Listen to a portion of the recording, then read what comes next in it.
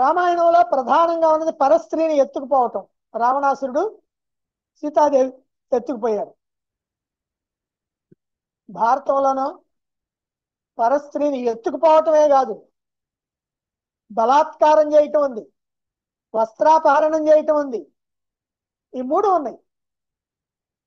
ఎత్తుకుపోయినటువంటి వాడు ఎవరంటే సైంధవుడు. అరణ్యవాసం చేస్తున్నప్పుడు పాండవులు ఆ మార్గంలోనే సైంధవుడు వెళ్తున్నాడు. ఒంటరిగా ఉన్నటువంటి ద్రౌపదిని చూచాడు. ఈ సైంధవుడు ఎవరు? దుర్యోధనుడి యొక్క బావ, అంటే దుస్సల యొక్క భర్త. మరి దుర్యోధనుడి యొక్క బావ మరి పాండవులకు కూడా బావే. అప్పుడు ద్రౌపది ఏమవుద్ది? సోదరి.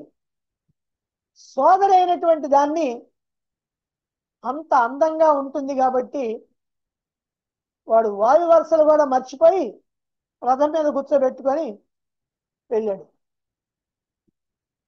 ఇక బలాత్కారం చేసినటువంటి వాడు కీచకుడు, అది విరాట నగరంలో.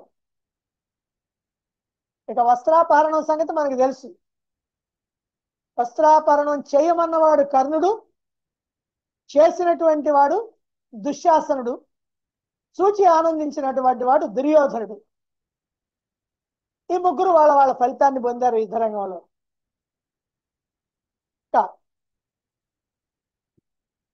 సుగ్రీవుడితో యుద్ధానికి వెళ్లాల్సి వచ్చినప్పుడు వాలి రెండవసారి బయలుదేరుతూ ఉంటే తార ఆపి అతడికి ఎన్నో విధాలుగా నచ్చజెప్పింది.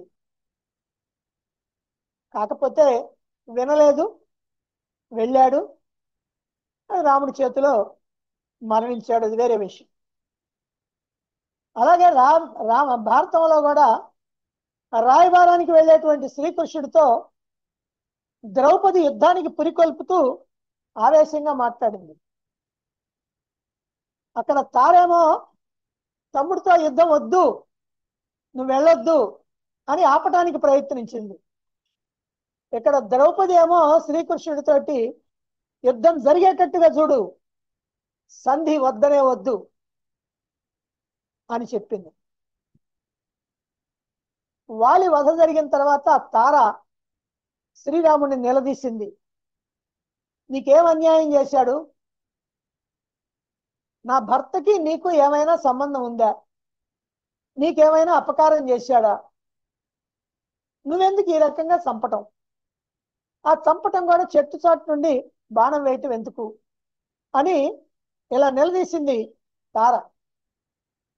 ఇక వస్త్రాపహరణ సమయంలో కానీ, కీచకుడి యొక్క బలాత్కార సమయంలో కానీ పెద్దలు, గురువులు, కులవృద్ధులు, పండితులు, పామరులు అందరితో కూడినటువంటి రాజ్యసభలో